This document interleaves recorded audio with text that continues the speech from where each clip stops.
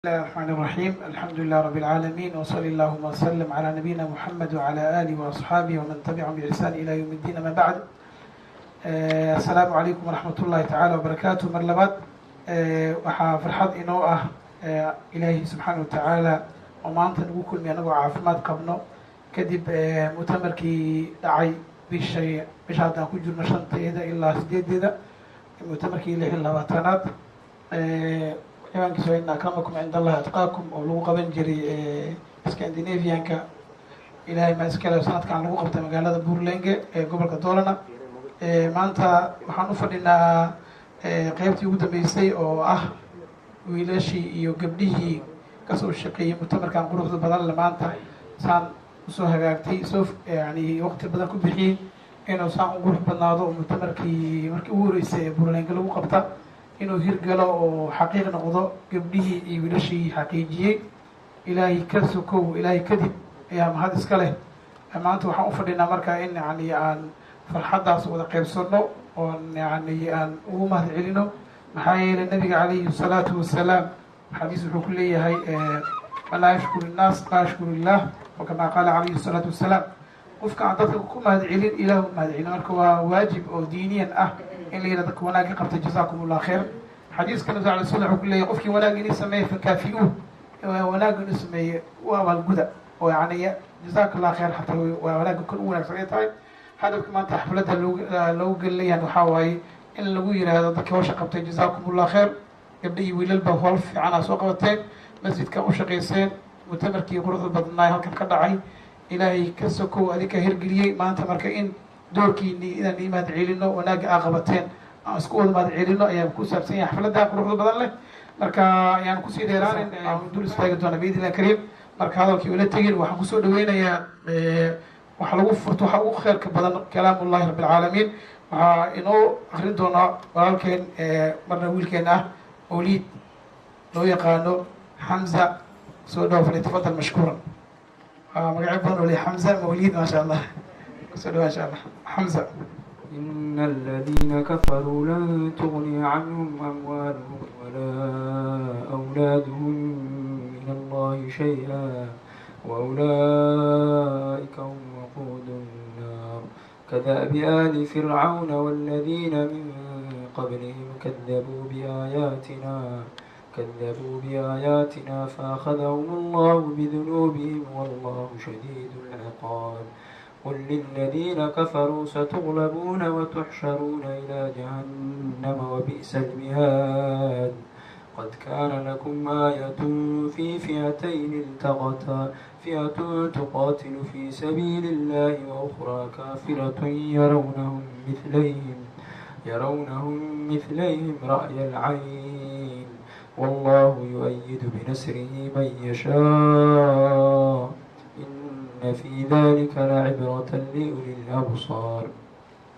زين للناس حب الشهوات من النساء والبنين والقناطير المقنطرة من الذهب والفضة والخيل المسومة والأنعام والحرث ذلك متاع الحياة الدنيا والله عنده حسن المآب. قل لا أنبئكم بخير من ذلكم للذين اتقوا عند ربهم جنات تجري من تحتها الأنهار خالدين فيها وأزواج مطهرة ورضوان من الله والله بصير بالعباد. جزاه الله خير الجزاء. إلهي أجل سبحانه وتعالى كسي آيات كاسمتي ومعناها وين كفرية ونو أخرية إلهي ميزانك حسنك سلاو سارو. أنا جنا كوا حقوقاته قات الله نقديقو الذين يستمعون القول فيتبعون أحسنه. إلهي قرآن كعقوه قلبك وذكر دعاء الله نقديقو وحو أمرين قاته وحكرين كهرة. برنامج كينا أيان سي جود قرينا كلمة كل حتى نسينا شيخنا شيخ عبد النور. بسم الله الرحمن الرحيم. الحمد لله رب العالمين والعاقبة للمتقين ولا عدوان إلا على الظالمين. أشهد أن لا إله إلا الله وحده لا شريك له وأشهد أن محمدا عبده ورسوله صلى الله عليه وعلى آله وأصحابه ومن تبعهم بإحسان إلى يوم الدين. ولا ليال gabdho iyo wiilal khiyaarta faraha badan ee lagu casumay kulankan dhammaantiin assalaamu calaykum waraxmat ullaahi wabarakaatu. ilaah baa mahadle subxaanahu wa tacaala ugu horeyn na waafajiyey inaan maaragtay halkan isugu nimaadno, noo sahlay hawshii ballaareed ee masaajidkan ka dhacday martigelintii muctamarkii Scandinavian-ka. ilaah baa mahadle ugu horeyn. ilaahi subxaanahu wa tacaala kadib waxaa mahadle gabdhahan qiimaha badan leh iyo wiilashan dhalinyaradan wanaagsan oo ilaahay nagu manaystay. runtiina wax lagu farxo oo qofka wanaagsan ee laabtiisu ay maaragtay ku qabowdo na tusay. annagu runtii walwal baan qabnay masaajidkan markii ilaahay noo sakhiray. waxaa annagoo kaasir mawlaca yarka ku tukanaba waxaa ku tukan jiray dad waaweyn baa u badnaa. marka kana hawshiisa markaa socotay marar badan baa waxa la isweydiiyey war kanaaban dad u la-nahay oo buuxin la-nahay. afar oday oo iska waaweyn baa kusoo tukadee masaajidkaas weyn kharashkiias faraha badan leh masaaxada intaa la-eg bal ka waran. marka horta ilaahay subxaanahu wa tacaala hadda asagaa iskale noo suurtageli masaajidka oo muddadii yaraydee sanadka ahayd ay jireenna naga tusay waxyaalo cajiiba oo ah in dhalinyaradii ay kusoo herato ilaahay maarata ku sharfo wiilal iyo gabdho masjidkii camira wax ku barta ka faa'iideysta u faa'iideeya bulshada inteeda kale. waa nicmo ilaahayna siiyey. ilaahay hanoo siyaadiyo. haddaan halkaan joogno walaalayaal runtii markaanu ka hadalno masaajidku nolosha qofka muslimkaa meel weyn buu kaga jira, ahmiyad weyn buu kaga jira. waana meesha keliya ee qofka uu ku badbaadaya. wuxuu u baahan yahay qofka muslimkaa meel ku habboon, bii-ad ku habboon ayuu u baahan yahay. weliba halkan oo la joogo aynu ka fognahay dunidii iyo wadamadeena islaamka. waxaad ogtihiin walaalayaa bulshada isku xirkeeda kaalinta uu kaga jiro masaajidku, inay dhexdooda isugu xirmaan oo quluubtooda ilaah isku soo dumo oo ay ku midoobaan oo awooddooda isugu timaado. kaalin weyn buu ka cayaaray masaajidku. waa meesha keliya dadku ay saf qora wada istaagayaan oo iyagoo midabadoodu kala duwan yihiin oo aqoontoodu kala duwan tahay oo noloshooda iyo dhaqaalahoodu kala duwan yahay, misna saf qura ay istaagayaan. waa nicmada ilaahay dadka muslimiinta ku manaystay oo misna imaam qura ay ku wada daba tukanayaan. marka walaalayaal masaajidku halkan aan joogna qofka muslimka ah waa meesha uu iimaankiisa iyo diintiisa iyo uu ka helayo kaga badbaadayo ee ugu badbaadaysa waa masaajid. hadduu masaajid ka fogaado halis buu ku jira. waxaad ogtihiin marka maalinkii ilaahay subxaanahu wa tacaala nabigana ilaahay soo diray wuxuu diyaariyey meel ay ku kulmaan dadkii rumeeyey ugu horreeyey.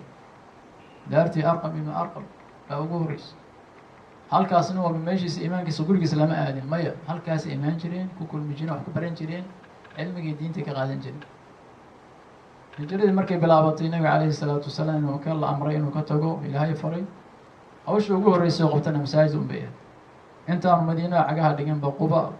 oo isaga masaajidka asaas. markuu masaajidka madiina markuu tagana wixii ugu horreeyay u qabto masjid buu ummadda muslimka u dhisay. marka masjidku ahamiyadaasu leeyahay. nuurkii halkaa ka baxayna waa kan adduunka ku faafay oo meel walba gaaray oo adduunyadoo dhan gaaray ilaa waddankeena iyo africa uu noogu yimaado. walaalayaal marka waa in bogaadinayaa intii horta ka qayb qaadatay ee waqti gelisay ee hanti gelisay ee xoog gelisay baa ilaahay subxaanahu wa tacaala miisaanka xasanaadkooda ugu kordhiyo. inta u dadaashay ama wax ka bartay dadkii ama waajib ka quntay ama ka khudbaysay ama salaad ka bixisay dadna ilaahay subxaanahu wa tacaala iyagana xasanaad iyo ajra ka siiyo. dhalinyarada waan dardaarmaya intaas hadii hambalyo iyo bogaadin iyo mahadnaq aan uga baxo. waxaan isu dardaarmaynaa aniga iyo idinka waxaan idin dardaarmaya cabsida ilaahay subxaanahu wa tacaala inaad ilaahay ku xirantaan. halkaad ku badbaadaysa adduun iyo aakhiraba waa adigoo ilaahaygi ku abuurtay u hoggaansama. halkan haddii la joogo fidnadu way badan tahay, fidno fara badan baan ugu hareeraysa, qofna aaminka ma aha, khaasatan dadka dhalinta yar way ugu sii daran tahay oo nolosha ku cusub tahay, waxyaalo badan oo isaga hareeraysan yihiin. waxaa looga badbaadi karaa walaalayaal fidnadaasna waa xarga ilaahay oo la qabsado oo lagu xirmo masaajidka, lagu xirmo dadka war wanaagsan ee saaxiibada war wanaagsana lagu xirmo, kitaabkii ilaahay inagu karaameeyey ee qofkii qaatana uu horumar iyo karaamo helayo, barakana helayo, cimrigiisana ilaahay u barakeynayo, cilmigiisana ilaahay u barakeynayo. sida hadda isu dugsanaysaan oo aada iimaankiinu isugu siyaadayo oo inaad saa isugu dhex jirtaan. maxaa yeelay shaydaanku wuxuu ka ugaartaa midka qofka gooni socodka, shayaadiinta insiga jiniguba dadkaas ugaartaan. marka biyo-adaas wanaagsan inaad masaajidkiina ka shaqaysataan, wax ku barataan, ka faa'iidaysataan, u faa'iidaysaan sida haddaba uga faa'iidayseen oo waqti badan a u gelayseen inaad mujtamiciina uga faa'iidaysaan. idinkaa iskale, idinkaa lainii dhisay, haddana horyaal baad ka tihiin, idinkaa horboodaya arrimihiisa, falilaahi alxamd. ugu adeegnaa waa inaan aayadaheeda kaga tashanaa, waa inaan cuduradeeda ku daawey khilaafa dhexdeeda ku jira, idinkuna aad horumad ka noqotaan hawshaas. maxaa yeelay idinkaa dhaxlaya, idinkaa laydin dhisay iyo jiilasha soo socda ee idinka yaryar ee ubadka dadka inay diintooda ku badbaado, dhaqankooda ku badbaado, afkooda ku badbaado, ayagoo mujtamacana ka qayb qaadanaya ay la nool yihiin, noqon lahaa risaalad fiican iyo fariin fiican u gudbin lahaa caalamka iyo dadka. walaalayaal xilkaa aynu dareeno, mas-uuliyadda aynu dareeno. waxaynu nahay yani dad ilaahay ummaddan usoo diray baynu nahay. haynaga arkaan wanaag, islaamka wanaaggiisana aynu tusno. dadkii ehelka u ahaayee maanta dhaqankii iyo luqadii fahmay, dadkii ku dhex jira, bulshada ku dhex jira, ama waxbarashaha ugu dhex jiraan ama shaqaha ugu dhex jiraan, waa idinka. marka halkaas mas-uuliyaddaas dareensiiya, inaad islaamkana wixii ilaahay idin siiyey inaad ugu adeegtaan sida ilaahay subxaanahu watacaala uu yihi wabtaqi fima aataaka allahu daara alaakhira walaa tansa nasiibaka min addunya. wixii ilaahay ku siiyey uu ilaahay kuu hibeeyey ku dalab, aakhiro ku dalab, hadday cilmi tahay, hadday dhaqaalo tahay, hadday caqli tahay, hadday firfircooni iyo waqti tahay, inuu ilaahay uga faa'idaysano, uguna mahadnaqno nicmooyinkuna siiyey. intaas ayaan kula dardaarmaya. wasala allahu wasalam calaa nabiyina maxamed wacala aalihi wasaxbihi wasalam. asalaamu calaykum waraxmat ullahi wabarakaatu. وعليكم السلام ورحمة الله وبركاته. شيخ جزاه الله خير إلهي كلمة قيم كأجيسني ميزانك الله كوسارو. برنامج كاسي قد قلنا كلمة كويجا سجل نوقرا قدومي مرسل نين سياسي هذا نين أربعة برشاد وشقية قلبتنا حفلتنا شرفنا لكن مرتشرف كميدا هي سكلا كلمة هو اللي السلام عليكم. هذا يعني دينكم مهد علينا إياه dhammaantiin kasoo qaybgalayaasha iyo maamulka. waxaan bogaadinayaa fekerka fog ee ilaahay subxaanahu wa tacaala uu ku dhaliyey dadkii uu ku dhaliyey, rag iyo dumarba, yar iyo weynba, ilaahay uu ku dhaliyey una suurto geliyey in ay ku fekeraan in meel aynu isugu nimaadno, danaheenna aynu ku qabsanno, adduunkeenna iyo aakhiradeenna, aynu qiyamkeenna iyo sharafteenana aynu ku weyneyno, inaynu inagu aynu raadsano. aragtidaas waxaa gundhig u ah sida anigu aan u arko. macnuhu ma aha inaan qeyb ka ahaa xaasha kulila si markii ay fekerka degayeen ama ay dejinayeen dadyowgaasi, laakiin bulsho kasta ee rabta inay badbaado ama ay yeelato taariikh nool, waxaa waajib ah inay ka fekerto boqolaalka sano ee soo socda sida ay u ekaan lahaayeen dadka noolaha ama noolayaasha ka dambeeya ee gaar ahaan dadku siday u ekaan lahaayeen. taa waxaan leeyahay maamulka masaajidka iyo dadkii hindisay fekerkan, ilaahay miisaanka xasanaadka ha u saaro. waxaana isleeyahay waxay guteen waajib rabbaani ah oo ilaahay uu saaray. sababtoo ah hadda ka hor ayaan ka dhawaajiyey, mar walbana waxaan jeclahay inaan ku celiyo mar walba oo ay awooddaadu ay kororto waxaa kordhaya mas-uuliyadda ku saaran. haddii cimrigaagu uu kordho awood ayaad leedahay waxaa kordhaysa mas-uuliyadda ku saaran. haddii caqligaagu uu kordho cimriga iyo caqliga waxa udhexeeya. caqligu dabcan waa maskaxda iyo sida loo fekero ama falsafadaha loo abuuro ama fekerka loo abuuro.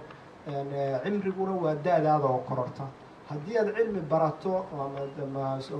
laga bilaabo meel hoose ilaa meel sare, cilmiguna laba u kala baxaa, waa mid maadiya iyo mid la yidhaahdo waayo aragnimo la urursho. waayo aragnimo iyadana awooddaada ayaa kordhaysa.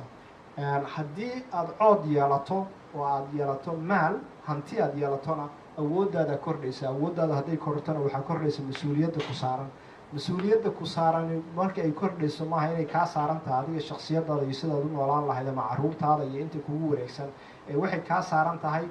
dadka adigu aada ku tahay dad. sababtoo hal qof dad ma noqdo, laakiin markii laba qof la isku daro waxay noqonayaan dad. taas ay ku tahay. marka waxaan isleeyahay walaalihii fekerkan hindisay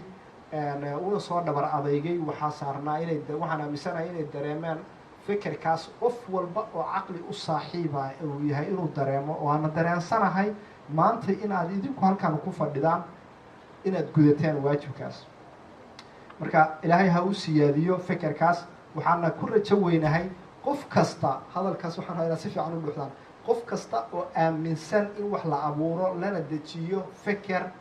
horumarineed ee ku dhisan tobannaan sano ee soo socota, waxaa meesha ka baxaysa in ay tahay qofkaasi in asagu uu gacanta ku hayo barnaamijkaas. sababtoo ah 10 sano ama 20 sano isku xiran hawl ma wada qaban karto. waa in la helo jiilal isbedelaya oo hawshaas iyagu horumariya. waxaana ay ku fiican tahay marba marka uu ka dhaqso badan yahay. haddaad 2 sano wado ama 4 sano aada wado, ugu badnaan waa inuu jiro jiil kale ee hawshaas horay usii wadi kara inuu jiro. dhalinyaro maantay waxaa tusaale inoogu filan meesha aynu fadhino dad walaalaha hindisay 5 sano 6 sano ka hor. dabcan waxay soo mareen marxalado kala duwan. maanta idinkaa gacanta ku haysaan. idinkuna waa inaad ka faa'iidaysataan sidii aada u dareemi lahaydeen mas-uuliyadda idin saaran, aadna ugu diyaargaroobi lahaydeen barnaamijkani inuu noqdo mid soo socda berri ka maalina dhalinyarada idinka dambaysa loo sii gudbiyo. anigu idinma dhahayo waxaad tihiin dhalinyarada mustaqbalka, xaasha kullina. sababtoo hadda ayaan idin siinayaa jawaabteeda ah inaanan aaminsanayn inaad tihiin dhalinyarada mustaqbalka ee aad tihiin hogaamiyeyaashii maanta. waxaan ka markhaanti kacayaa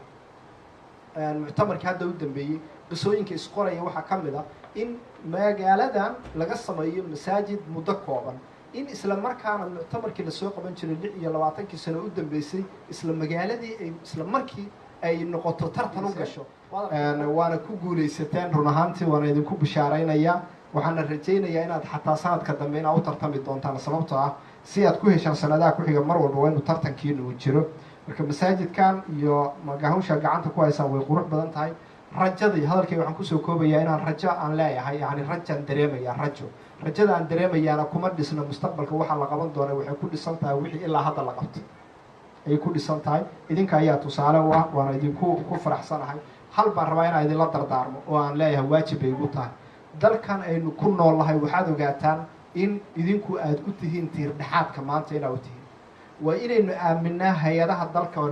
hay-adaha amniga iyo hay-adaha bulshada. waxaa dhibaato inoogu filan maanta booliisku inuu ka aaminsan yahay xaafadaheenaan haddii uu dhib ka dhaco inaynaan usoo kala ordayn, aanu u sheegayn dhibka dhacay, laakiin aynu ka dhuumanayno. dhalinyara waxaan idinka rabaa fekerka inaad baabi'isaan, booliiska iyo inaad xiriir la yeelataan, sida dembiyada lasoo rarayo ee inta la keenayo lagu gelayo ay meeshaas ayan dib usoo ayan mar dambeeto ayan u dhicin. mas-uuliyaddaana aada qaadataan. waxaan kaloo ku faraxsanahay xaafadan inuu inta masaajidka la furayo idinkuna dhaqdhaqaaqa bilowdeen, isbedel muuqdaa ka dhacay.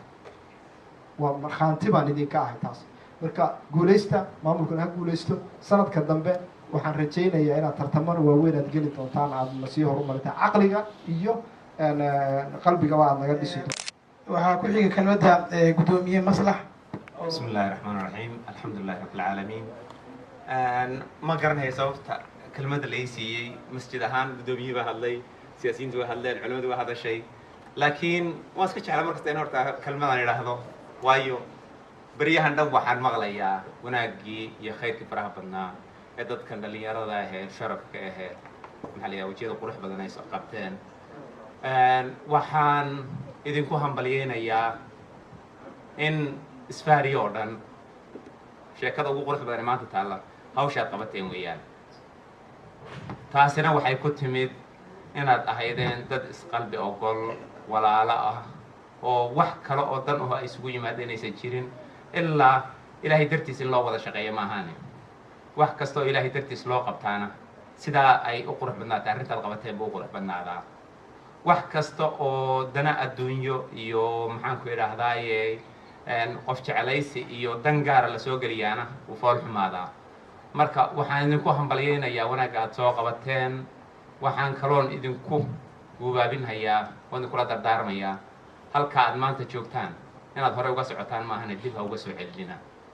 waxaan kaloon u mahad celinhayaa waxaa la yihi qofka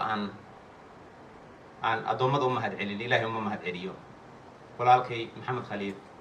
oo ah ninkii fikirkan iyo hawshaan quruxda badan iyo intaan oo dhallinyaraa inay isku xidhanto oo ay dad ilaahay dartiis walaalaha uga noqdaan ninkii sababteeda ka shaqeeyey ee waqti badan soo geliyey isagana waxaan u celinayaa insha allah mahad badan ballaadhan oo lasoo koobi kara baan u celinayaa. marka insha allah waxaan kaloon jeclaystay maanta in kelmaddaa la siiyo waxay ahayd doob aad aan is leeyahay qof ka mida walaalaha oo iyana ka mid ah dadkii masaajidkan inuu shidmo oo dhallinyaradana ay saan u soo nuurto oo maxaa la yihahda masaajidku waa cambirma kasoo shaqaysay wax badan kasoo shaqaysay lagana yaabo isbuucan un ay tahay intay magaalada inala sii joogayso inaan dhammaanteen wada ducayno aan si fiican oo walaaltinimo leh oo qalbi leh u wada sagootino insha allah guri khayr qaba nolol khayr qabta cimri dheer iyo cibaado suuban awlaad khayr qabtaan ilahay uga baryaynaa. hay kelmadaydiina intaasaan kusoo goynayaa. asalaamu calaykum waraxmatullahi wabarakatu. waxaan kusoo dhaweynaha mikrofoonka gudoomiyaha guddiga cuntada ee mutamarka in kelmadu ku aadan maanta xafladda. بسم الله الرحمن الرحيم السلام عليكم ورحمة الله وبركاته دمان maanta waxaan rabaa inaan kulli dhammaan aad iyo aad u amaadno dadka oo muctamarkan ka wada shaqeeyay si wada jir wax iskula qabtay. waxaa maanta farxad ii ah inaa yani dhowr mar sidaan kulleyta u kulannay oo qorsheyna muctamarkan sida wax u dhici rabaan howle waa la isku dhiibay mas-uuliyad waa la isa saaray. laakiin maanta waxaa farxad ii ah inay natiijadeeda intuu fadhino oo farxaddeeda hawsha noo soo dhammaatay intuu fadhino. waxaa ammaan usoo wada jeedina dhalinyarta oo isku kaalmaysatay inay hawshaan ay hagaagto. wallaahi waa wax aad iyo aad lagu farxo. waan aragnaa dhalinyaro wax kale ku mashquusha wax kale isku caabiya laakiin dad dhalinyaro oo ilaahay dartiisa isku caabiso oo waxyaabo badanna iga suubisana u suubiy masaajidkan. intaas kadib waxaa kaloo mahad celin lahay maamooyin oo maanta inta nala joogin oo aad iyo aad ila soo dadaalay qaybta cuntada. intaas kadib waxaa ammaan usoo jeedina aad iyo aad u ballaaran dadka gruubkayga kulli ila wada shaqeynayeen xataa mararka qaarkiis anila ila i qabto warsanise wax wada sidaan baa ka wanaagsan. aad iyo aad taasna iga farxisay. dad wax idhaamo oo in badan igu caawiya oo in badan ayaga hawsha keligooda inay si fiican u suubsato oo keensaday ahaayeen. intaas kadibna waxaa dardaaran yar soo jeedi lahay maadaama kolleyt waa ogaatiina inaad socdo in masaajidkaaniti sida quruxda badan hadda la iskugu xiran yahay inay sii socoto. especially waxaa taas usoo jeedi lahay gabdhaha. wallaahi waxaa aad iyo aad farxad noo ah intaasoo gabdho oo maanta tiradooda wallaahi say u badan yihiin farxad leh inaa ilaahay dartiisa ku keentay. intaas kadib waxaa shii sheegi lahay ilaahay waxaa mahadle masaajidkan maanta anaka iska leenahay na siiye. masaajidkaas maadaama maanta leh aan lahaanay ma ahan inuu taas bas ina farxad gelis. waxaa farxad inoo ahaat run inuu laga faa'iidaysto lahaashadaas oo si sax uga faa'iidaysano. hadda macalin cabdiraxmaan waa naga tagay laakiin macalin cabdinuux baa noo joogo oo cashiro noo bilaabay jimcaha. taas waxaa rajeynayaa oo hamigeyga yahay inta dhalinyaro hadda maanta inta joogto inay ka wada qaadato ee cashiradaas kusoo beegmaan ee kulligooda ka wada faa'iidaystaan insha allah. kolleyta cashiradaas muddo waa soo wadnay oo koodii waxaa kasoo bilaabatay xataa in oo muxaadarooyin ay noqoto kadib dad dhalinyaro ay garteen macalin oo ma noogu badashad waxaanid wax cashir oo na anfacayo inuu sanaqan wax la dhageysto laga tago. haddana taas maadaama ay noo soorto gashay waxaa rajeynaya in dhammaan kasoo wada qayb galaan ay ka wada faa'iidaystaan insha allah. halaasaan kusoo gagabeyna kuleetina waqtigii waqtidaas rajeyna. maasha allah waa kelimad aad u qiimo badan runtii daqiiqad yar oo weli sakana ku darsatay waa waqti loogu talagala ku qaadatay waan rajeynaya markuu wax ku qaata kelimadkaas oo runtii oo qeyro badan xambaarsan oo runtii qalbigeena dhaqaajisay kelimada ku xigto waxaa iska leh guddiga nidaamka guud gudaha aan dhehe nidaamka gudaha nafiis maxamed daaq barqad markaa nafiis kusoo dhawow. رب اشرح لي صدري ويسر لي امري واحلل عقدة من لساني يفقهوا قولي. الحمد لله الذي اتينا هذه فرصة أن نعمل عملا صالحا وعملا يرضى به إن شاء الله. يتنبات waxaan mahadgelinayaa sheekasha ka imaadan magaalooyin kala duwan oo xagga dhaqaalaha naga caawiyeen in muctamarka koowaad lagu qabto boodanya ma ku mahadsantiin aad iyo waxaan rabaynaa si gaar ahaan u mahadgeliyo hogaamin kasta oo group kasta ka warheeyo gabdho iyo wiilalba iyo sida hawsha u qabto waa ogahay in hawshiina ahayd hawsha ugu dhib badneed laakiin maasha allah walahi hawsha si aada u qurux badan ugu soo baxday hadda saaid baan igu faraxsanahay alxamdulillah وبارك الله فيكم. هذا المحرب نسيجا أهان أمها ذكليو جروب كيجا ندام كوكودها جروب كيجا رحلة وطن قفض إعمال أو إن كست بدن كودوا كذا يرى يبدن كودوا يجوا ويناي ده أهان احترام إيو حشمن بأفرد أسماء المطلوب اللي يموجناي تحسنا أدب أو كما سنتين يوم محكومة سنتين قاب كوشقة سيئات وخوف بدن وقصة بحث إنه سيئات أجيب لك دبعتك نقول عبد سي دبعتك ما كم مشغولة شيء محكوم مشغول شيء قاب وحاليا تحسنا كوما سنتين يوم كستاني هذا ما كفعني سندس أي سنة لكن والله ما بينا واحد دعاء كدرة إلهي محكبر يا إنا معتمر جودا بين أهان تحتان ومعتمر بدن سيقونا إلهي إنا محكبر يا إنا أهان ضد أو إس احترامان أو هوشي سلوى قطان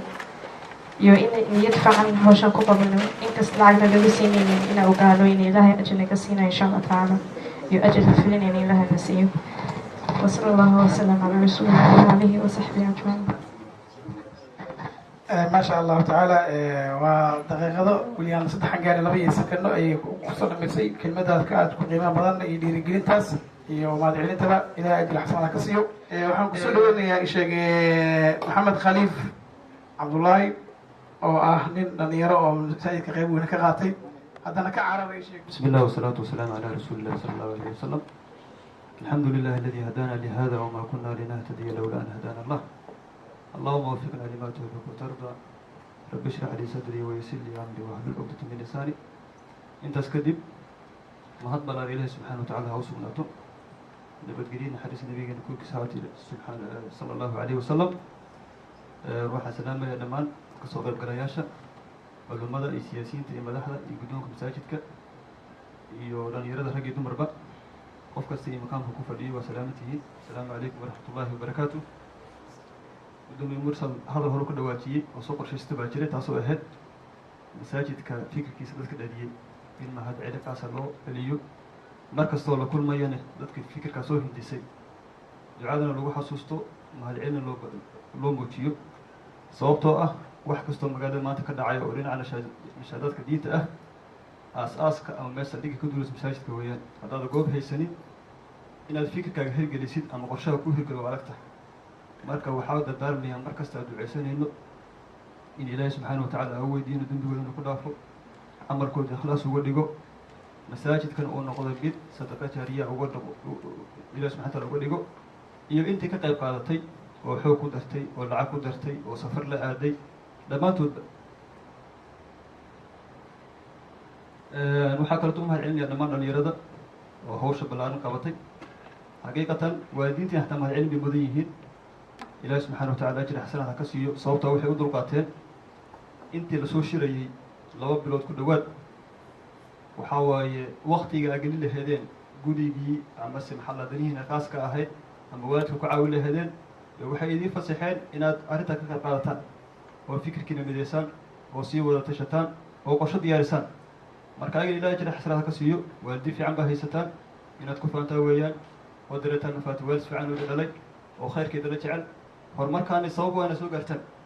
marka idinkan waa mahadsantii waktigaana bixisaan iyo dadaalkan iyo fikirkan shaqaduna si fiican bay u dhacday xaqiiqatan shaqadii la qabtay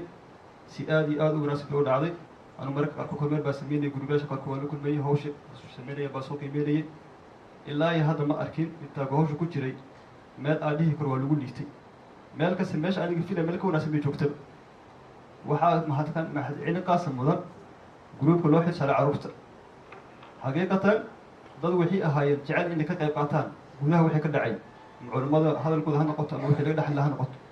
laakiinse duruuftu maxay biday inay badan farka ka joogaan amase meesha firidsi goorla joogaan iyo carruurta ku hayaan xaqiiqata xabsi baa haddii si loo fasiro xabsi weeyaan mafaatay wixii qayb meesha ka dhacay oo farxad ka dhacaysa oo wacdi la faa'iidayay cilmi la faa'iidayay goobjoog maysa u ahayn laakiin maxay u tanaasuleen hawsha guud qaybta ku soo aaday bay tixgelin siiyeen wayna ku qanceen mar baa ugu tegay meesha gadal ayagoo joogaan waxyaabaha cajab geliy waxaa ka mid ah xataa si usii fikreen u qorshaysteen xataa qofka hadduu dhaawac soo gaaro qalabka ma garatay gurmadka deg dega oo qofka lagu dhaawaciisa digjoojin ha noqoto ama bataajki lagu xiray ha noqoto waa u diyaarsanaayeen waxay kaloo soo diyaarsaneen carruurta waxay ku dhaliilisiiyaan oo maxaa la dhahaa waxyaaba yiris ma garatay carruurtan ma garatay maskaxdooda dhisaysa fikir ku dhalinaysa isna ku caajisay ayagana maxay ku qasban yihiin markaas waalidku waa dareemaya xaaladda way soo maraan inay carruurta la dheelaan oo la mid noqdaan oo meeshii carruurta marayaan iyo xaaladooda iyo sidoo weyn booskooda si ku dhaqmine carruurta waxay sameynaya la sameeyaan marka mahadcelin qaasay bay mudan yihin ilaahay subxana wataala ajir xasanada ka siiyo howl fiican baa qabateen oo lagu faani karo lagu farxi karo xaqiiqatanne ilaahay subxana watacala mahada u sugnaato mar kasta muctamarka haddii magaalada loo go-aamin lahayn fikirkaa ma soo bixi lahayn oo waxtarkaa ma soo bixi lahayn oo waxqabadkaa ma soo bixi lahayn marka mararka qaarkood howl adag haddii magarata laguu soo xil saaro amase maxaa la dhahaa waktigeeda ii gaarto dad baa meesha ka soo baxayaan awood kugu jirta adoogana kugu jirto baa meesha soo baxaysa marka walaalihii fikirkana ka dambeeyey in meesha noo suurtagal oo mahadsiya in ilahi subxana ajir xasanaa ka siiyo dhalinyarada kelmad waxaa dhihi rabaa waa hadda muctamarkii waa dhamaaday alxamdulilah laakiinse kunoo dhalinyaro soo socda waa jiray 2018 baa miro dhalka ugu badan la helay sanadii bar ka horna waa soo socday laakiin miro dhalkii ugu badnaa oo wiilala gabdhaba ah waxaa la helay waa 2018 wixii ka dambeeyey sanadkaas bilowgiisa waxyaabaha in la magacaabo mudan markaas waxay tahay dad baa isxilqaameen isxilqaanka hore uu soo socday dadka qaarkood boosas bay ku jireen oo qof kale la-aan ma jirin laakiin waxyaabaha la isku xilqaamay waxay ahayd baahi markaas timaaday oo dhinaca dhaqaalaha ah waxyaabihii guriga laga keeni jiray oo waalidinta isku xilqaami jireen oo ahayd doorsho ama sambuusa wax la mid ah alxamdulilah maalintii la bilaabay ilaad sidai u socotaa mana kala goy doonto insha allahu tacaala laakiinse sanadkan bilowgiisa duruub baa timaaday taasoo ahayd dhinaca dhaqaale yari dad baynu ku tashanay dhowr iyo 10 qof anagoo ah inta badan shaqayso qof kasu wuxuu dhahay 100 kun baa ku tabaruci bil kaste waa iga diyaar boqolki ilaahay waa barakeeyey bil kasta baahida timaado koobaha la soo gado ama saxamiyaha la soo gado ama wixii la mid ahay way dabooshay 150 qof marka qaarkood ay yimaadeen hal isbuuc baaba faati bishii waxaa lagu moodi jiray 1500 lacag ku dhow oo dhalinyarta badan ka soo ururtay masaajidkuna kaalin ka geystay marka horta ayaguna ma garata ha ogaadaan boqolkii waxaa laga yaaba meelaha qaarkood ku baxay fiisa ama wax la mid ah ilaahay waa barakeeyey isku imaatinka dadkan oo kulanka joogta axadle ah miro dhalkaas baa ka yimaaday marka ha la ogaado waxyaabaha la isku darayo oo maxaa la dhahaa tabarucaadka ah haba yaraadaan hadduu ilaahay barakeeyo natiijo weyn baa kasoo baxaysa marka haddane intaas waa alxamdulilah sidood bay u wada qofkii kaleeto hadda in wax ku darsa diyaar u ah oo dhahaya kaalinteeda qaadan rag iyo dumarba ha noqoto gabdhaha nafiisa sudusay kala xiriiri karaan waayo dad badan baa ku jiray kaalintaas wiilashana waxaa waaye inuu wiilashu xiriir kala hadduu lahayo ayadana waa bogaadinayaa waxaa kaleeto dhihi rabaa qorshihiisu waxaa jira muhiim ah oo ina meeshaan fursadda ugu faa'iidaysto oo dhinaca dhalinyar ku wajahan mid waxaa ka dhawaajisay walaal sundus ilaah khayr ha siiyo kitaabka jimcada oo socda wadajirbu hadda u socdaa wiilala gabdhaba jimcaduna waa dhacay kii ka horreeya waa dhacay kaasna aan soo xoojino salaada casr markii laga baxa weeyaan wuu sii socdana hadduu lahayn ma kala goyda waa soo ku bilowday waxaa kaleetoo jirta 3 bisha dhala doonta agosti in hadduu lahayn uu jiro walaal ba ka casuumin Stockholm waa nin injineer ah oo ma garata aad ugu daba joogay inuu muddo magaalo loo yimaado ilaahay baa fursadana siiyey jimcada soo socota matagaalato imaan doonaa wixii warbixin waa lasoo gudbi doonaa insha allah lagu sii talagalo 4 bisha waxaa ku xigta kulan guud oo dhalinyarada dhan u furan rag iyo dumar waa shir guud shirkaas waxaa la qorsheeyey in lagu soo bandhigo 6 bilood lasoo dhaafay wixii qabsoomay wixii qorshayaal degsanaa wixii ka qabsoomay dhaqaalaha noqoto dadkii la casuumay ha noqoto 6 bilood soo socotay ilaa 2019 laga gaaray bilowgeeda qorshaha degsan iyo sida lagu gaari lahaa taasina waxay u baahan tahay fikir midaysan hadduu muctamarka naga dhamayna magaalada ku kala laabana ma hawlaheena caadiga ah dib ugu soo laabano weeyaan hadduu lahaa idmo waxaa kaleetoo jira in hadduu lahaa idmo walaal ingiriisi ka balansan yahay bishaan agusti dhexdeeda yaxya la dhaho dadka qaarkood og yihiin bisha agusti dhammaadkeedana walaalkata stockholm ka imaan doona marka agusti keliyata 3 casuumaad baa inoo taalla iyo shirkeena maxaa la dhahaa oo 6 bil wax lagu qorsheynayay arrimahaasna waa muhiim oo shirka ugu horeeyo inuu kasoo wada qayb qaadano aad baan u mahadsan tihiin waana maxaa la dhahaa u mahad celinayaa inaan meesha fursad u helna kelmad ka jeediyo kelmad intaas ku soo kobaya assalaamu calaykum meeshaan ku barano waayo intaas waa kaftan waxaa ku xigi kalimaadka aan sii socon doona hadduu ilaahay idmo abaalmarin wadna ay sheega oo ku saabsan guruubyada soo shaqeeyey guddiyadii ayaa ayagana la sii doonaa waan jecleen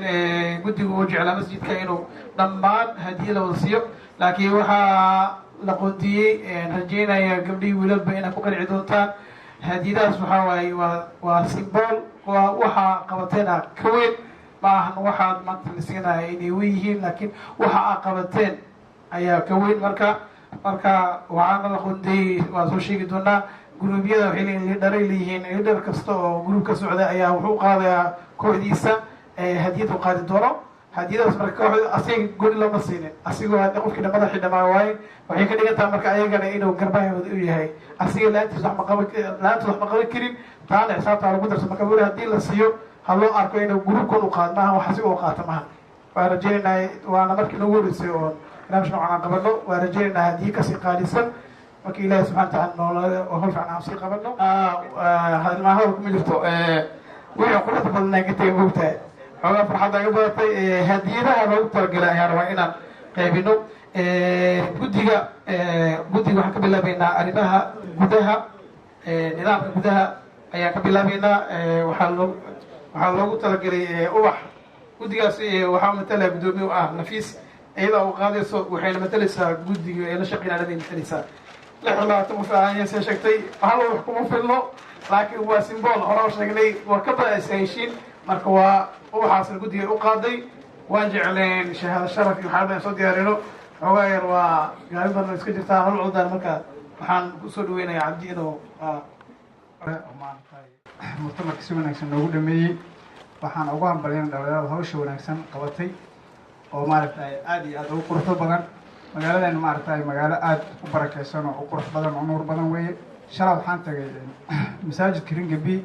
culimadii noogu timid culimo ka mid ah masaajidka kula kulmay shalay waxay ugu dhaheen wallahi arrintii aa qabateen arrin aad iyo farxad u leh oo wanaagsan bay ahayd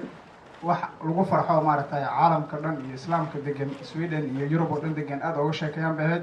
waxaana leeyahay kale dhalinyarada inay hawshooda sii wadaan oo maaragtay ay saas oo kaleeto iyo wax badan ay sii qabtaan kuwa naga maqan oo kale oo doorka ku jirana ay wax u sheegaan oo la hadlaan oo marka askoolka ku arkaan iyo markay suuqa ku arkaan bay wax u sheegaan ay dhahaan walaalayaal masaajidka qeyr baa ka socda qeyrkaas asaga ha la imaado arrintaasi aad iyo aad baan ugu baraarujinayaa waxaana kaloo leeyahay arrinta maxamed qalif uu haddaad ka dhawaajinahayay oo dhalinyarada iyo aniga waxay ka insha allahu tacaala bishaan ka dambeeyo kow ayaan ka ahay inaan xoogeyga iyo wixii aan hayo qarasha aan geliyo diyaar baan ahay insha allahu tacaala waanaad ku mahadsantihiin dhammaantiin asalaamu calaykum waraxmatullahi wabarakaatu jazaaka allah khayr waa kelmad aad fiican oo dhiirigeli fiicana marka waa ku mahadsan maxamuud hadi joorna waa dadka runtii masaajidkan hadda arkaysaan oo dhisan dadkii ka shaqeeyey ilaa iyo toboori ilaa maalin u tagay oo dhaqaale usoo aruurinaya waa xaafada u qaraacaya ilaahay ajira kasi mar kastaba khayrka la garab taagan marka aad ugu mahad celinayna maxamuud qorsad soo dhawo maasha allah dhalinyaro waxaan rabaa inaan fursaddan ka faa'iidaysto idinku haddii inaan dadka su-aal weydiinaya inaan anigu su-aal idin weydiiyo imise ayaa xaq u leh inay codayso doorashadan dhici doonta 9 bisha 9 gacanta taaga wiilal iyo gabdho يعني لما الله اسمه بوطنور وسمه ريتا ترستا اوكي ما شاء الله kaliya waxaan rabaa inaan idinkula dardaarmo in ay tahay muhiimad weyn dalkan ka sokow inaad 3 qodobba waxay fursad kuu siinayaan in lagu dareemo inaad tahay muwaadin lafdhabar u ah ama udub dhexaad ama tiir u ah dalkan iyo dadkan kow in aad aqoon leedahay inaad xirfad leedahay inaad shaqayso oo aad tahay cashuur bixiye kaba sii fiican haddaad ka shaqayso dhinacyada bulshada aadka muhiimka ugu ah mar walbana waxaad ogaataan codkiinu inuu aada u qiimo badan yahay cidda aad u codaynaysaan iyo xisbiga aad u codaynaysaan idinka idintaan xuquuqdiinay ka mid tahay laakiin waxaa ah waajib aan laga maarmin inaad codaysaan arrintaa waa inaad ogaataan kabacdi codka waa inaad codaysaan xisbigaa rabtaan iyo ciddaa rabtaan u codeeya laakiin ahmiyad gaara ayay leedahay dhalinyaro sababta ma rabno maalin walba in laynagu xanto la yidhaahdo waxay dalka kusoo kordhiyaan ma laha cayb bay qaataan mana codeeyaan labadaasba waxaa weeye cilladahaan rabno inaan iska baabiino marka waad mahadsantihin intaasaan rabo inaan idinku daro abwaan axmed aljugso dhawo السلام عليكم ورحمة الله وبركاته ما شاء الله ما شاء الله الله يبارك بليرة آد قرقروح طبعا ويعني شغاء آد وناسن إن شاء الله وحن ربaa inaan tixyar waxaan rabaa inaan tixyar iyo xoogaa dardaaran yar aan isdaba dhigo insha allah marduba kuu soo noqon doonay yaa allah udgoonow adaan kuu addoonahaye adigaa abaabiya naflaha idil ahaantood nebi aadan dhoobada markii laga ehaysiiyey xawana ardaa looga dhigay feerna laga umay alla caabud baa loo qalqiyay tarana oogeen asmaadiyo markuu eebbahey aadan baray qeybka akhri baa la yidhi waana sugay amar ilaahey malaa'igo udgoon baa sujuuda aadan loo faray askar weeye aan caasinayn eebbe weligooda ibliis baa si diidoo aanbaday amar ilaahey istikfaaradii laga rabiyo toobad aragdaye ilaahuu la doodo ku yidhi eebbahey dilne anbad baan ka dhigay aadan iyo ubadka kiisaaye rabbina waa aqbalay oo fariin adag ayuu siiyey ibliis iyo intii raacda buu naar ku ololshaaye asxaan uma sugnaan jahanna baa lagu ilaawaaye ummad yahay ibliiska iska jira waydun aragtaane shaydaan irsaqi waa adoo eebbe caasiye aqliguu rogaa oo naftuu xumo la aadahay indhihiiyo qalbiga iyo xiriir adag la yeeshaaye unugyada jirka iyo dhiigga iyo oonku shidayahay afkaaguu la jecel yahay dembiga waana uriyahay ilbax maahid buu kugu yihaa waa in yaro qaado ma irtaaxo adigoon fidnada uurka kaa gelina isla aragnay shaydaan wuxuu nagu abuurayo ee sideen albaabka uga xiran eelka bixi waaye akhriskii qur-aanka iyo sunna oo aamin laga yeesho qalbi kuu irmaan yaa digriga lagu ilaalshaaye alla aamin iyo tooba waa lagu irtaaxaaye amnigaaga iyo dhowrayaan hay-adaha diinku ibtiliyo dhibaataiyo fakriba kuma asiibaane taniso waa adduunya haddii amarku soo gaaro imtixaanka eeboo socdaa lagu ogaadahay irid buuse furay mal hadduu oday waa hore innagaase nala eegayaa kumana awowaade ibla aadam how yeelanina duni abaaraysa waxaan rabaa inaan waxyar inaan dhallinyarada aan kula dardaarmo horta adinku aad baad u qeyr badan tihiin oo hadda masaajidkii baadan dhex taagan tihiin ilaahay kheyr ha idin siiyo laakiin waxaan rabaa dardaaran yar ah inaan idin siiyo yacni wiil walba oo raba inuu guursado gabadha diinteeda iska fiiriyo masaajidka intay u jirtaa waalidkeed baarnimadeeda intay u jirtaa xijaabkeeda iyo maaragtay sidee taqwada ay ku tahay iska fiiriyo gabdhahana waxaan leenahay adinkana sidoo kale wiilku intuu masaajidka uu ku xiran yahay leannu berrito waa ilmahaaga aabahood berrito ilmaha masaajidka u geenayaa hadduu masaajidka ku xiran yahay laakiin hadduu meelahaas taagan yahay ogoor berri ilmahaaguna adiga meelahaas ayay istaagayaan marka insha allahu tacaala ilaahay kheyrna ha siiyo culimmadeenna iyo ragga juhdiga meeshaan geliyey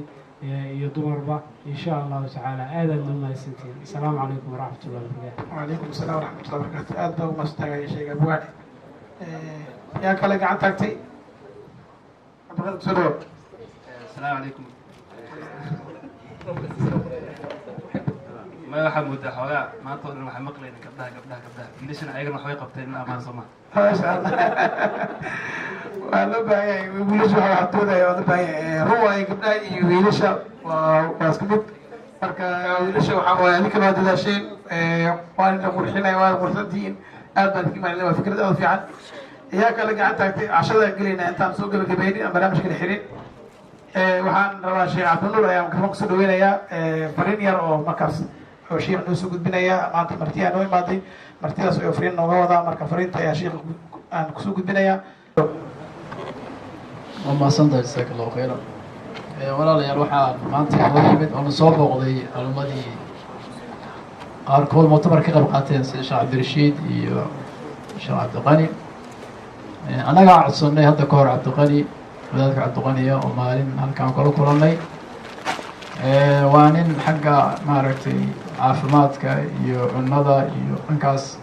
khibrad fiican u leh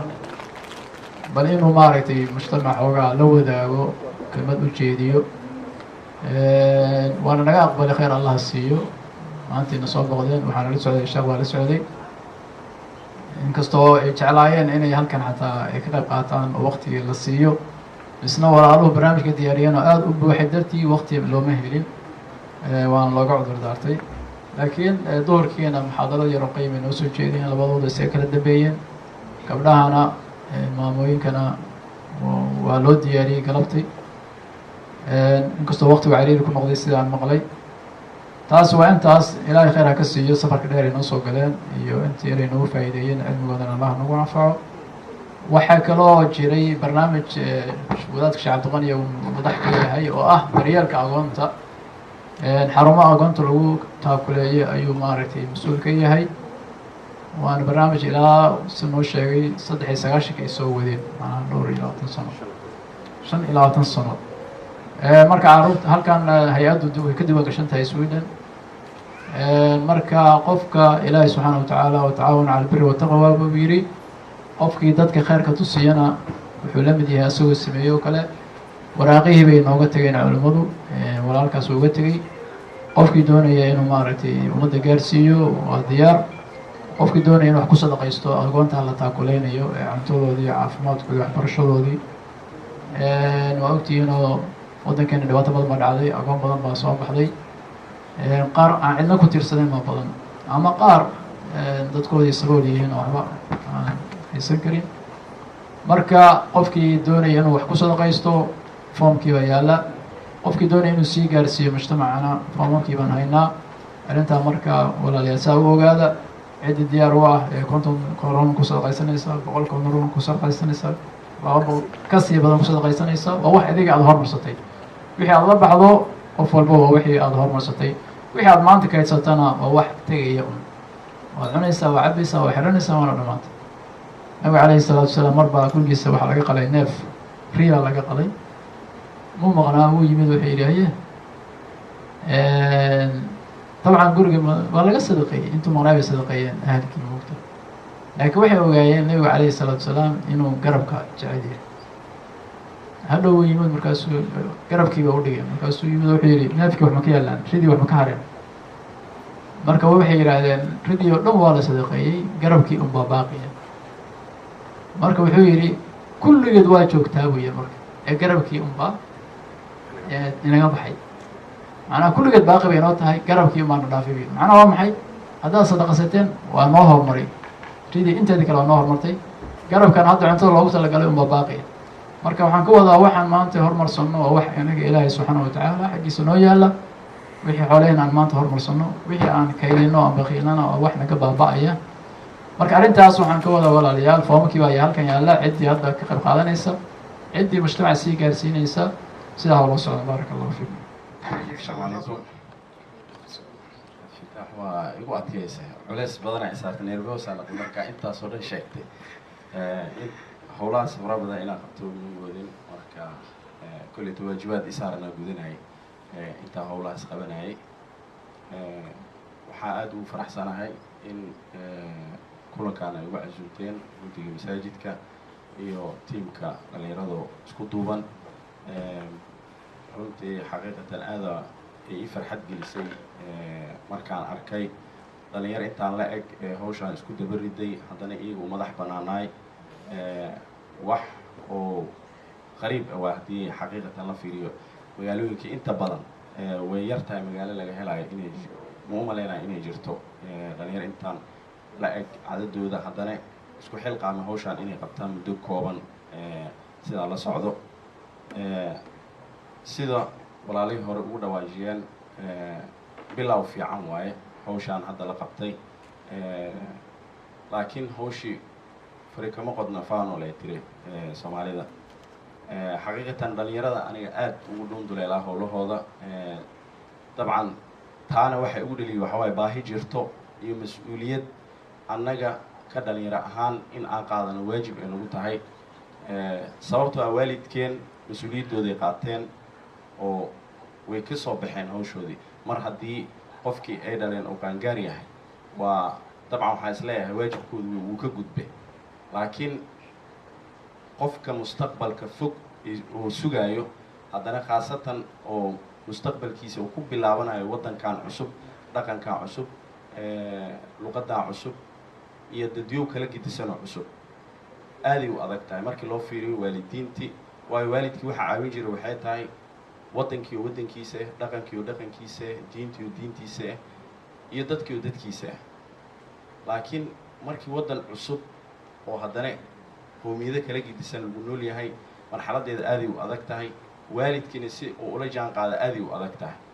taa marka waxaa fahmi karo qofkii dhalin yar ee ku dhex jira bulshada ku wax bartay lana shaqaysto haddii marka ay dhacdo in qofkaa dhalinyarada ahaa mas-uuliyaddii saarneed ka macnaha qowmiyad ahaan oo u qaadan waayo waxaa dhacayso bulsho baaba'san in ay ka abuuranto dabcan sidaa la socono kobaca bulshada aada u socdaa inta badan dadka lagu tiriyo kobaca sababta u ana waa annaga haddana taa nasiib darro waxaa dhacdo waxyaabo xunxun oo iyagana kobac samaynayo taana dadka lagu tiriya inta badan annaga waa haddana shalay meed masedaraad waxaa jooga halkan nin ka mid ah shirkadaha magaaladan ka tirsan oo halkan joogay soo booqday khudbeynayay si cajiib leh haddana u fasirayay oo aa moodid in loogu talagalay dad 2 jiro ah ama 3 jiro ah in loo sharaxo waxaas oo sharaxayna waxay tahay haddana waa dhibaato annagana laga tirsanayo dhibaatadaas marka maxaa keena haddaa is weydiisid sababtoo qofka waxa dhibka sameynaya maaha qof waayeelo 70 jir qof 40 jira maaha waa dad dhalinyaro ah nasiib wanaag hadda maanta dhalinyaro fara badan isu hor fadhinaa anigoo dhalinyartaa ka tirsanahay oo dhaqaaq bilaabay dhaqaaqdaas laakiin waxa waaye waa bilow fiican laakiin meeshii loo socday aaday u fog tahay sababtoo mas-uuliyad xoog u weynana saaran inta meesha fadhido dabcan waxay rabaan inay waalidiin naqdaan waxay rabaan inay ubad dhalaan waxay rabaan ubadkooda inuu noqdo kan ugu fiican waxay rabaan iskuulka ugu fiican inuu dhigto in ammaanta ugu fiican loo soo jeediyo laakiin haddii aadan hadda u shaqaynin taa macnaheedu waxaa waaye haddii aad tiin abuuratid tiinaa guranay haddii canab abuuratidna canabaa guranay marka haddii aadan hadda u dhaqaaqin inta xoogga aad leedahay sababtoo ah qofka in uu waktigiisi uu ku bixiyo iskaa wax u qabso waa muddo kooban muddadaas kooban gudahood haddii oonan bulshada ugu faa'iideynin asagana uu ku faa'iideysanin waxaa dhacaysa inay gudubto biri marka shalaayadeeda looma baahno dhalinyarada waxaa aaminsanahay inay fursad haystaan maanta in ay awooddi leeyihiin in ay caqliga iyo cilmigoodaba leeyihiin laakiin dhaqaaqiyaa dhiman haddii ay naga naqato tii waddanka aan kaga soo tagnay ama lagu burburiyey maxaa interesta iigu jiro in wakti yar aan bixiyo waxay naqaya bulsho tii hore aan waxba dhaamin inaan naqano waxaan ku guwaabinaa dhalinyarta in iskaa wax u qabsay wax ku qabtaan sababtoo a biriya iyaga anface waa mahadsanteed maasha allah gudoomiye maslaxaad mahadsan yahay waa ku ammaanaya nin dhalinyaro runtii aada wax bartay daqiiqadiisa hataa sakadan u reebay marka waa ku mahadsan yahay waa markii horeysay ku hambaliyanayaa iidka sida kelmada qiimaha badan la ajeedisay runtii waxaan rajaynayaa dhalinyarada in badan cashar badan ay ka qaateen dardaarankaas qiimaha badan leh waxaa ku xiga kelmada gudoomiyaha masjidka cusmaan fariid ayaa kusoo dhaweynaya microfoonka oo isna ku aadan kelmadan maanta xafladda ah guddiga masjidkana magaciisa ku hadlaya gudoomiyaha ah maanta noo fidiya cashada sharaftaan maanta aan u fadhinaa xafladdan inaan dhiganona ilaahay kasibka asiga ugu mahad celinayna kusoo dhawo fadhiya tafadal بسم الله الرحمن الرحيم السلام عليكم ورحمة الله وبركاته dhammaan waad mahadsantiin kasoo qaybgalkiina xafladan munaasabadan aan kusoo gabagabeyneyno mutamarkii 16 noo dhacay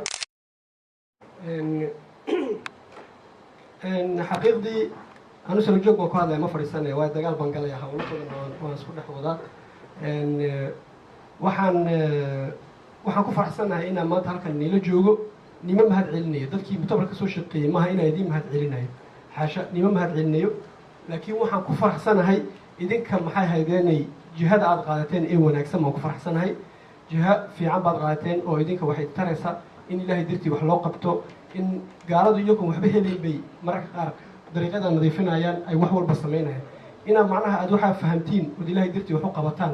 oo khayr iskugu timaadaan idinkayna anfacaysaa sababtoo ay dariiq unbaad qaadaysaa adi cidla ma soo dhacaysid amba wanaagga unbaad ka shaqayn iyo khayrka iyo dadka wanaagsan inaad la socotid culimmada inaad dhegaysatid dadka aqoon-yahanka dadka cilmiga maxay haydeen maadiga bartay siyaasiyiinta inaad dadkaa xiisayso unbaad noqon amba balse waxaad noqon kuwa maxay haydeen shiishada caba xashiishada caba gabdha hadday tahay meel isugu tagaa nolosha ka dhacay ganacsadaan sida meelo badan magaaladeena meelo badan ka jirta marka aad baan ugu faraxsanaynaa meeshan aad joogtiin oo maxay haydeen oo dariiqaa xun ee khaldan ee badeecadka iyo leyse shiishada iyo xashiishada iyo daroogada inaad ka soo hargasheen oo danihiina aad u fikiraysaan dadka kale inaad caawisaan aada rabtaan waa wax aada u fiican arrintaasna anigu waan ku faraxsanahay oon farxaddeeda halkan u jooga ma raba inaan wax badan sii idhaahdo waxaan ka dhaqaaqaynaa 2014 ilaa 18 la soo gaadhay yaa bulshada wax ku darsaday yaa bulshadan wax u qabtay yaa dadka caawiyey ayaa maxay deen isagu naftiisa horumar sameeyey oo wax qabsaday marka taasaan ku qiyaasaynaa xaasha qofna maxay deenay eexna dadkan meesha kuma imanin haddii maanta imtixaan la galo qof unbaa kow iyo laba baxa adduunka waa ogtihiin qofna qof uguma caroodo marka waxaan ku keenay raggan maanta ani aan hadalkooga u qaatay waa wixii ay intaa kadib ay soo qabteen tusaale yar baan soo qaadan aniga waxaa laga yaabaa in hadhow toola la isxagxagto